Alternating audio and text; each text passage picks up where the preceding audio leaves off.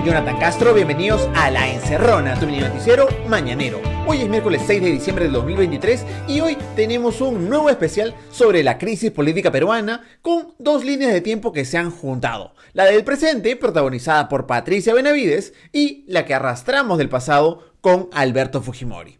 Vamos a empezar con la más activa, la del presente, pues ayer se supo algo clave que nos permitirá conocer todos los enredos en los que estaba metida Patricia Benavides.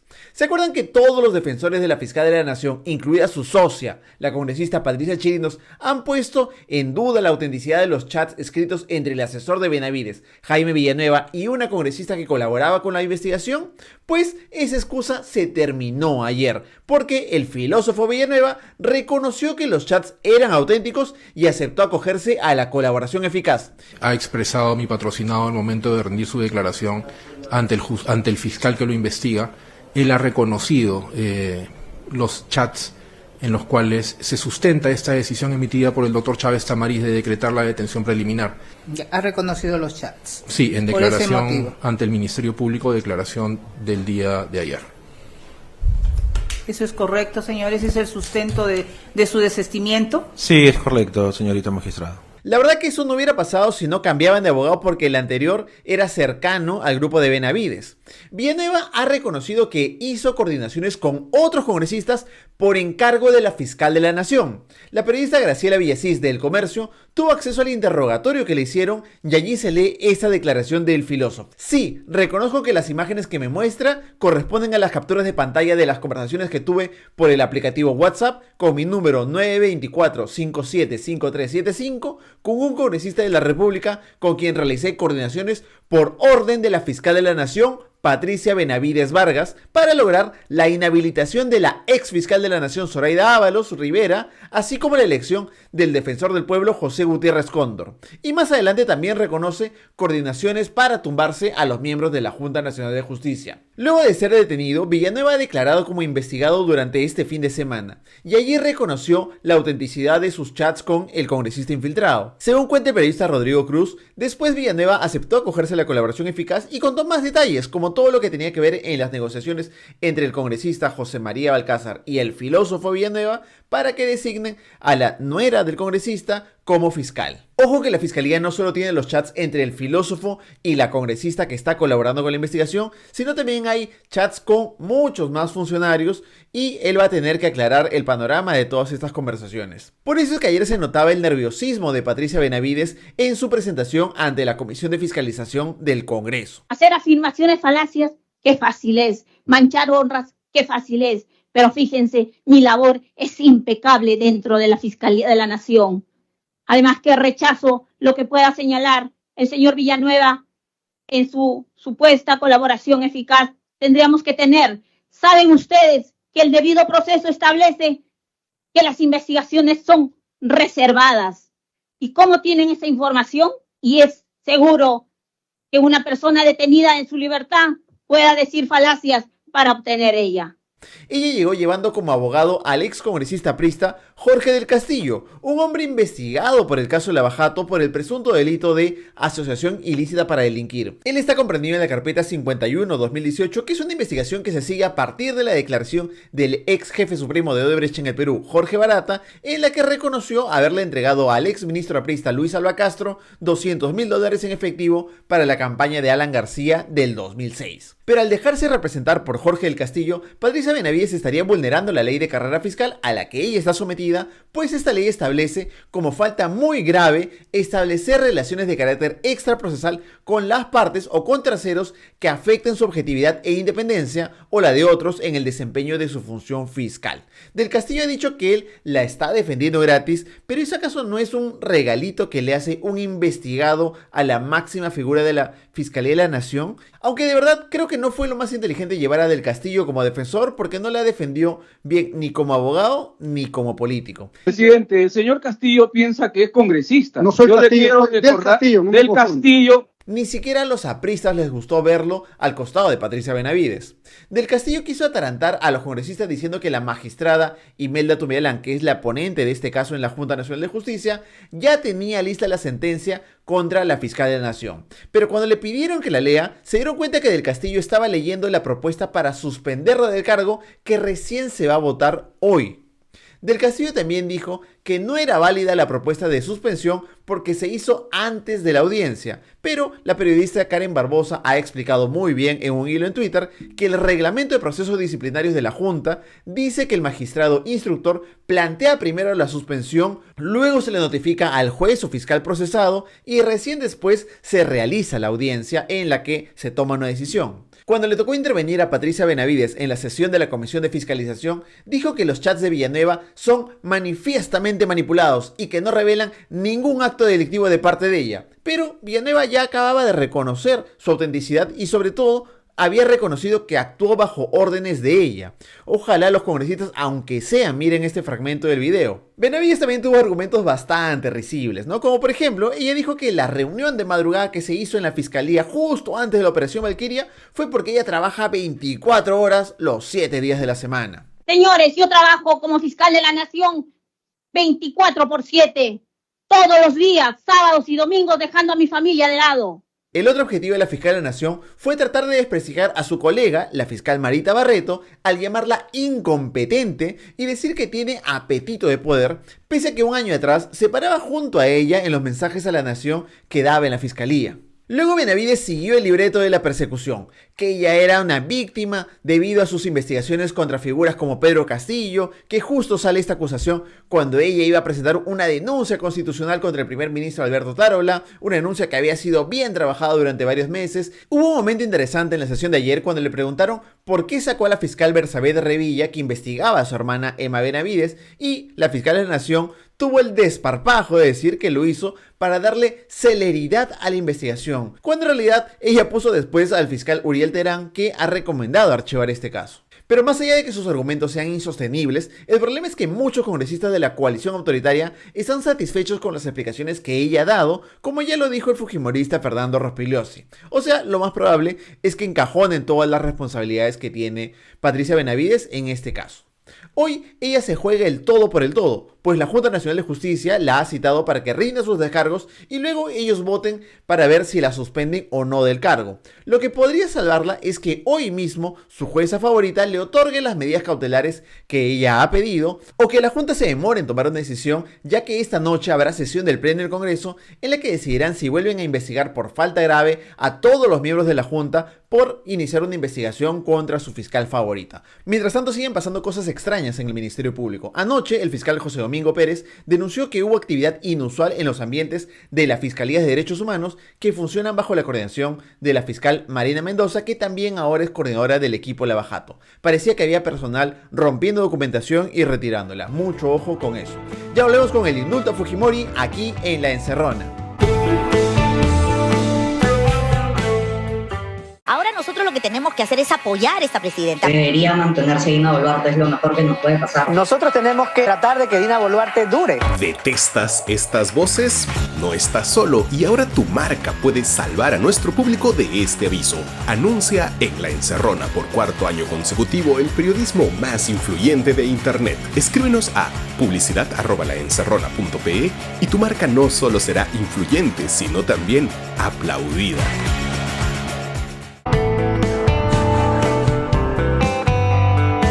Hola de nuevo, bienvenidos de vuelta a La Encerrona, tu mini noticiero mañanero. Hoy es miércoles 6 de diciembre del 2023 y justo ayer, cuando todo el país estaba concentrado en la presentación de la fiscal de la Nación ante el Congreso, 3 magistrados del Tribunal Constitucional decidieron ordenarle al INPE, al Instituto Nacional Penitenciario, que libere a Alberto Fujimori en contra de lo dispuesto por la Corte Interamericana de Derechos Humanos. Los fujimoristas visibles y también los asolapados, como la congresista Adriana Tudela, salieron a celebrar y hasta la Resistencia fue a hacerle una vigilia a la de héroes. Miren, la verdad es que podrán liberarlo, pero ningún indulto podrá borrar esto. Fujimori es autor mediato de homicidio calificado en los casos de La Cantuta y Barros Altos, del secuestro agravado de Gustavo Gorriti y Samuel Dyer. Él dio un golpe de estado que quebró el orden constitucional, le pagó $15 millones a Vladimiro Montesinos por su CTS, fue condenado por usurpación de funciones por el allanamiento de la casa de Trinidad Becerra, tiene una sentencia por pagos ilegales a congresistas, espionaje a políticos y periodistas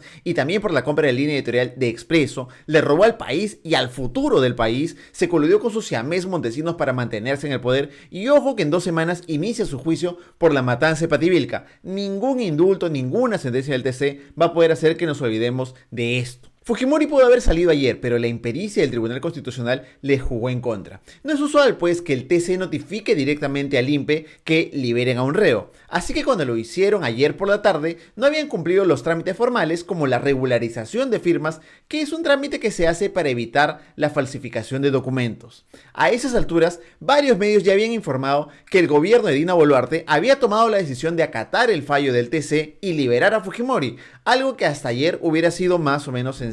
Pero ahora la cosa se les ha complicado, pues anoche el presidente de la Corte Interamericana de Derechos Humanos remitió un oficio para requerirle al Estado peruano que no ejecute la orden del TC hasta que ellos cuenten con todos los elementos necesarios para analizar si esa resolución cumple con las condiciones exigidas en la anterior sentencia. O sea, ha ordenado que paralicen todo. Esta orden del presidente de la Corte no es porque le da la gana que Fujimori siga preso, es para evitar que se produzca un daño irremediable al derecho al acceso a la justicia de las víctimas.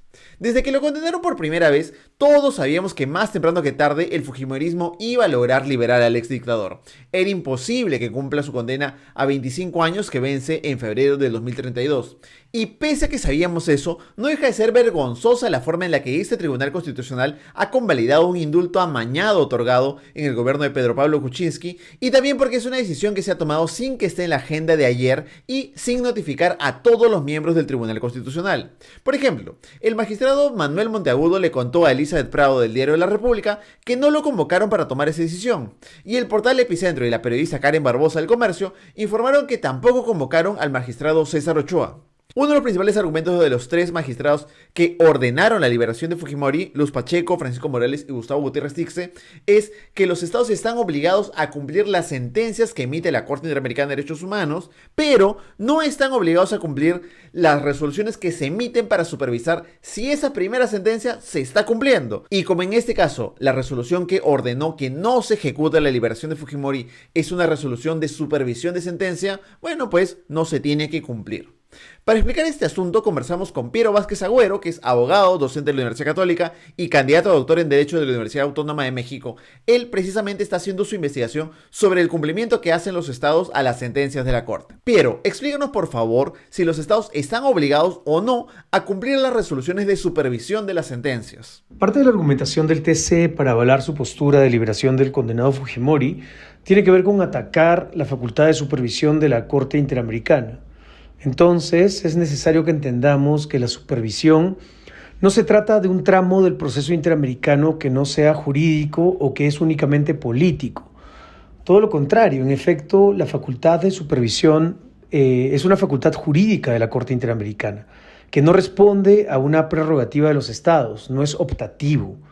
De hecho, una práctica bastante documentada de la Corte era hacer el seguimiento de sus sentencias y solicitar información a los estados que comparecían ante ella. En 2003, por primera vez un estado, Panamá, en el caso Baena Ricardo versus Panamá, un caso que tenía como 270 víctimas, cuestionó la supervisión y dijo que la Corte no tenía ninguna potestad para solicitar la información de cumplimiento. Un poco el argumento era que el caso ante el sistema interamericano acababa con la emisión de las reparaciones. Y la Corte básicamente dijo que esto era una criollada. Una sentencia que no se cumple es una sentencia inútil y dijo que parte de su facultad jurisdiccional proveniente de una norma vinculante de derecho internacional como es la Convención Americana era realizar el seguimiento del cumplimiento de sus reparaciones. Lo mismo se reitera en el caso Fontevecchia contra Argentina en 2017. Entonces, es tan parte del proceso interamericano la supervisión que ya está en el propio reglamento de la Corte. Y no solo eso, Perú es un país que remite información y está totalmente imbuido, hay mucha inmediación del Perú en el cumplimiento de las sentencias en el marco de procesos de supervisión. El que genera un daño tiene que repararlo. En Barrios Altos y La Cantuta, el daño fue que, bajo el mando de Fujimori, se desapareció forzadamente y se ejecutó extrajudicialmente a un grupo de personas. Por lo tanto, la reparación es sancionar a Fujimori y demás responsables. Y la Corte Interamericana tiene toda facultad jurídica vinculante de supervisar que esta reparación se cumpla. Bueno, ¿y sucede algo si el Estado decide no hacerle caso a las sentencias? A mí siempre me gusta poner este ejemplo, ¿no? Como a diferencia del derecho nacional, cuando uno tiene una sentencia que reconoce un derecho, pues tiene la policía, ¿no? Que va y que ayuda a ejecutar la sentencia, ¿no? Por ejemplo, un desherraje, un embargo y así, ¿no? Son cosas que se nos hacen. Pero el derecho internacional no tiene una policía internacional, no, la Interpol no funciona como una policía internacional para ese tipo de cosas.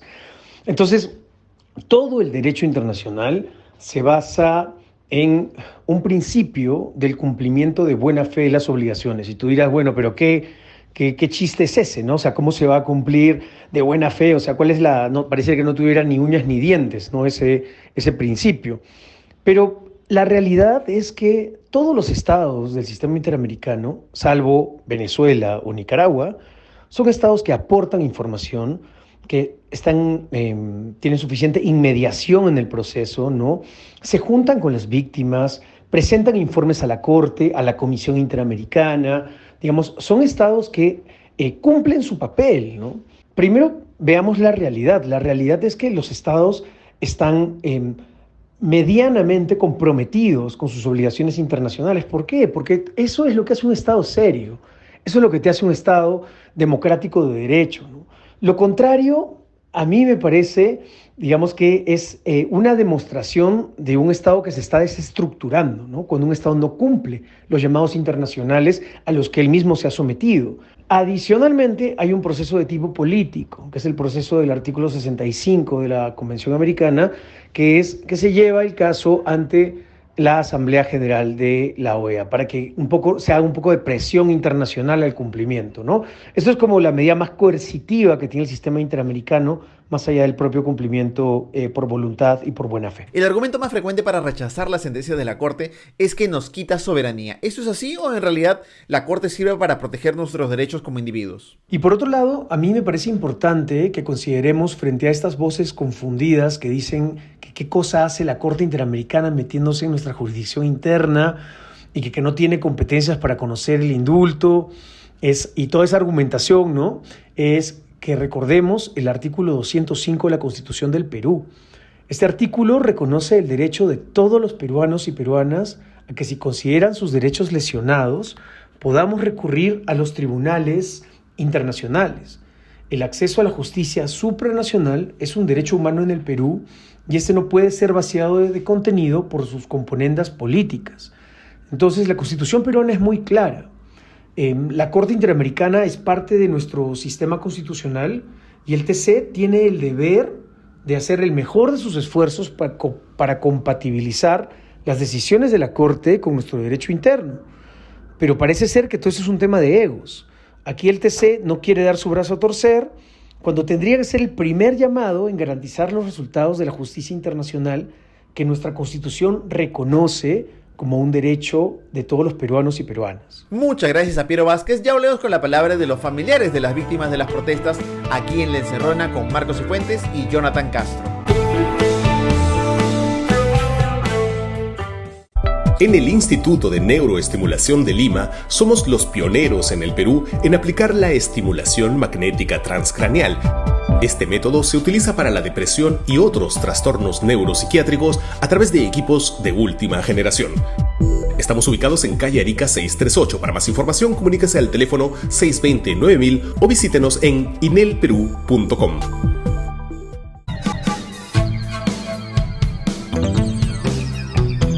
Bienvenidos de vuelta a La Encerrona, tu mini noticiero mañanero. Y hay algo de lo que no se está hablando lo suficiente.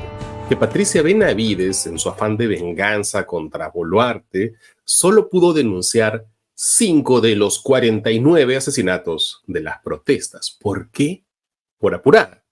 Todos vimos la semana pasada cómo, en una burda maniobra política, alias fiscal de la Nación, apresuró la denuncia constitucional contra la presidenta Boluarte, contra su entonces ministro de Defensa Alberto Tarola y contra 3 exministros del Interior por los asesinatos ocurridos durante el estallido social. Pero el problema no es solo el manoseo asqueroso político, sino que hay otra cosa más grave. El caso se está presentando incompleto. En el mismo documento de la denuncia constitucional Aunque se menciona que hubo decenas de heridos y fallecidos, la investigación solo incluye 6 casos como agraviados. ¿Por qué? Porque las diligencias realizadas tan rápido, pues solo permitieron identificar a los autores de los disparos en 6 casos en Ayacucho, Cusco, Puno y Lima. Por eso los propios familiares de los fallecidos se han pronunciado en contra de la denuncia constitucional contra Boluarte. Por ejemplo, Elizabeth Santisteban, hermana de Víctor Bimbo Santisteban, que falleció en Lima por el impacto de una lacrimógena. Nosotros como familiares no nos sentimos muy satisfechos por la denuncia contra la presidenta, ya que se está presentando en un contexto de pelea de poderes, y como familia creemos que esto de la denuncia contra la presidenta es solamente una cortina de humo, y lamentamos que el nombre de mi hermano sea utilizado para este fin. Lo mismo han manifestado en Ayacucho, la Asociación de las Víctimas del 15 de diciembre, en entrevista con el medio Infopaís, y en Juliaca, la Asociación de Mártires y Víctimas del 9 de enero, en entrevista con Exitosa. Eso sí, de lo poco que se pudo avanzar, sí hay algo importante. La denuncia identifica a los autores materiales de los disparos que acabaron con la vida de 5 personas y dejaron con graves heridas a una persona adicional. Por ejemplo, que en Lima, el teniente de la policía Luis Bazán Campos disparó una lacrimógena que impactó en la cabeza de Renato Murillo Reyes, que estaba a solo 10 metros de distancia, hiriéndolo. Que el policía Ignacio Talledo Alcas fue quien disparó la bomba lacrimógena que impactó en la cabeza y mató a Víctor Santisteban. Que el teniente coronel Jimmy Alex Bengoa Bellota es acusado de 2 muertes en Ayacucho, la de Christopher Ramos Aime y la de José Luis Aguilar Yucra. Ninguno estaba protestando.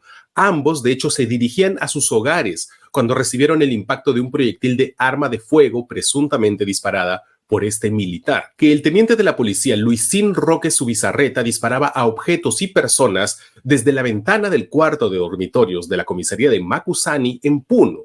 Uno de los proyectiles impactó y asesinó a Sonia Aguilar Quispe. Y finalmente que en Cusco el efectivo policial Joe Torres Lobón persiguió y disparó por la espalda a Rosalino Flores Valverde. Según la fiscalía, este caso es relevante además porque se identifica claramente que el policía disparó perdigones de plomo, una munición prohibida desde hace 2 décadas y que la policía siempre ha negado usar. Y fíjense que esta es solo una muestra de la 10ª parte de los casos, así de brutales son, pero la fiscal en su apuro pues puede dejar sin justicia al 90% restante. No hay tiempo para más. Si te gustó el programa de hoy, rótalo, llévatelo, piratelo, nosotros lo regalamos, pero si quieres que sigamos existiendo, ya sabes, tenemos Yape, tenemos Plin, puedes convertirte en premium de nuestro YouTube o puedes suscribirte a nuestro Patreon, que es la mejor forma de asegurar la continuidad del equipo, del programa y de todo lo que te traemos cada mañana de lunes a viernes. Y por si acá, si te suscribes a nosotros, puedes ser parte de sorteos como este. Gracias a AquaShield, sorteamos 2 servicios de lavado de auto básico y 2 servicios de AquaShield Wash, que es un servicio más completo que incluye lavado exterior, aspirado interno, pulido de barniz y más. AquaShield está ubicado en la avenida Hipólito Unanue 197 Miraflores, y ojo que para entrar al sorteo tienes que ser suscriptor de nuestro Patreon o de nuestro YouTube Premium. Tienes hasta el viernes al mediodía para suscribirte. Si no te suscribes, pero igual estás viendo el programa, eres un encerroner y tienes 15% de descuento en todos sus servicios. Solo debes decir que van de parte al encerrona. Sígalos en Instagram como aquashield.pe. Hoy es miércoles de streaming y nos han escrito: hola, soy su amigo el viejo periodista Francisco José Bocángel Sánchez y les recomiendo la película Rustin, una cinta biográfica sobre el activista por los derechos civiles Bayard Rustin, una figura clave en la marcha sobre Washington de 1963 en la que Martin Luther King pronunció su famoso discurso Tengo un sueño. La película es un relato conmovedor y revelador de la vida y el trabajo de Rustin. Su historia es una inspiración para todos aquellos que luchan por la justicia y la igualdad. La película toca temas como el racismo, la homofobia y la desigualdad que siguen siendo relevantes hoy en día. Rustin está en Netflix. La Encerrona llegó a ustedes gracias a Valdecash, financiamiento para estudiantes. Si eres estudiante de universidad o instituto o conoces alguno, pásale el dato, financia tu laptop o tablet con Valdecash. Es fácil y 100% online. Elige equipo y financiamiento en valdecash.com/encerrona y llévate un 30% de descuento en tu primera cuota mensual. Eso es todo por hoy. Fuimos Jonathan Castro, Romina Badoino y Marcos Cifuentes, y esto fue El Encerrona, el único noticiero que te manda un abrazo. Chao, hasta mañana.